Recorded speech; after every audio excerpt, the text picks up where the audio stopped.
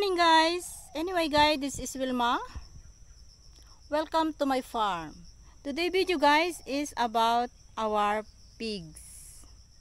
Punta tayo guys sa aking piggery. May update ako sa inyo. Let's go. Ito yung tubig namin guys na galing sa bundukayan. Kaya itong hose na ito ay pupunta doon sa aking piggery. Ito. Tignan nyo ang tubig niya guys, is napaka-clear. So, andito na ako guys sa aming piggery. Ayan na ang aking mga baboy.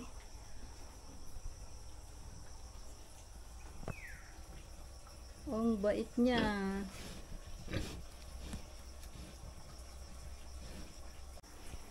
Ang update ko sa inyo guys ay itong aking mga bagong panganak na baboy.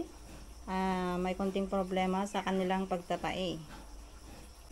Alam nyo guys, 3 araw na magmula nung nagtae ang aming mga baboy. Ito, yung mga piglets. Ang tae nila guys ay yellow. Kaya nag-ask ako sa veterinary kung anong igagamot. At mabisa naman yung kanyang binigay na gamot guys.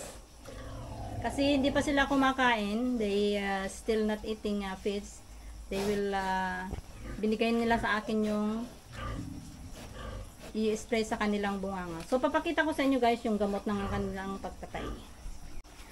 Ito guys yung binigay niya gamot ng pagtatae. Ito yung Tripolac. Napakagandang gamot ito guys para sa pagtatae yung mga hindi pa kumakaing na biik. Ayan, Tripolac guys. I-spray lang natin sa kanilang bunganga is mabisa. Kasi 3 araw na silang nagtae. So, ito ang binigay ko. Napakabisa guys. Maganda na ang kanilang tae. So, maganda na rin ang kanilang pangangatawan. Ayan. Ayan sila.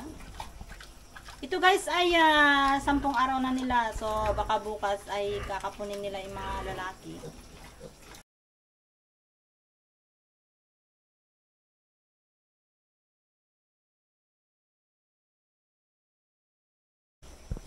At nandito rin guys yung aming siyam na biik. Ito ay magdadalawang buwan sa 8. So, ang lalaki na nila guys. Maybe 20 kilos each na ito. Oh. Ito guys ay wala nang problema sa kanila. Kahit babadan mo na sila ng tubig. Nagtae rin ito guys noon kaso naagapan din namin. Binigyan lang namin sila ng hilaw na banana. Yung hilaw na saging. Binigay lang namin sa kanila. Ayan, tumigas agad ang tae nila.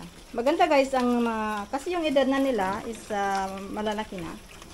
Pero imaginein mo, parang hindi magdadalawang buwan ang mga ito. Parang magtatatlong buwan na. Sa laki nila guys. Ayan. Babad kasi ang pagkain nila. Ang pagkain nila guys ay unlimited. Pero pagdating ng 3 months ay 3 times a day na namin nila kakakainin. Pag nag-grower na yung mga ito guys, when we reach to grower, hinahaluan na namin ng darak. Tapos, wet feeding na. Ang bilis nila lumaki guys pag wet feeding ang ginagamit sa mga baboy. Ito naman guys, this is the mother of our first piglet. Ito yung unang piglet na pinaanak namin. Yan, yung hiniwalay namin. Ito guys ay naglandi na siya. Nag-hit na siya guys. Ito ay na-AI noong 28. So, 28, 29, 30. So, 3 days. 3 days nang na-AI ito guys. So, nasa under observation na rin ito. Ayan, di pa nag-hit. So, ang bilis niya naglandi guys. 2 weeks lang na hiniwalay namin yung biik ay naglandi na siya. At ito rin guys ay na-AI noong August 2. So, ito ay mag-iisang buwan na rin na ma-AI. Pero parang nahalata mo na yung jelly niya. Ayan siya. Ito guys ay first timer din. Ito guys ay may lahing durok. Ay large white. Magandang lahi ito guys, large white. Ayan.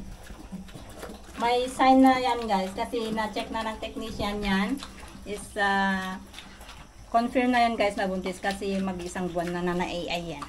So, di ba ang saya-saya? Itong mga bake namin guys ay babad na sila sa tubig. Ayan, nakababad na sila. hindi na sila naka-limit sa tubig. Naka-unlimited na rin sila sa tubig, guys, at sa pagkain. So, kaya ganyan ang laki nila kasi talagang babadan muna namin nila ng pagkain para hindi sila, kasi iwas bansot ba? Pag tinitipid mo ang pagkain ng ganitong edad, if you control the food that you give at this age, they're not growing properly. That's why at this age, kailangan hindi siya limit sa pagkain. Talagang babadan mo sila para mabilis din silang lumaki. Kasi pag tinitipid mo, tayo rin malulugi, di ba? So, as you can see, the performance of our pig is a very good performance. Ang tubig namin dito, guys, ay unlimited. Nagaling ito sa bundok, kaya we don't have consuming electricity for water kasi ito ay free flow. Ayan. Galing yan, guys, sa bundok. Ang ganda. Kaya ang kinoconsume lang namin dito, guys, ay yung pagkain nila. Ito, puno-puno na rin ito. Pag mapuno yan. Overflowing. Pag napupuno itong drum, binabawasan lang namin ng tubig. Kasi nasasayang, natatapon. Ayan. It's and very clear water, guys. Ito yung mineral water. Napakalinaw, guys. Galing sa bundok yan. Ang mga baboy namin, guys, ay naka-electric fan din sila. May mga electric fan kami dito. Ito, guys, ay yung solar. Solar ang ginagamit namin dito para pag mainit ang ang loob ng piggery ay ino-operate namin ito sa solar. Napakaganda, guys. It's very good. To save kuryente and everything. So, that's all for today, guys, about our pig update at sa paggamot ng kanilang pagtai, at sana makarecover na sila. So, thank you for watching, guys. Have a nice day.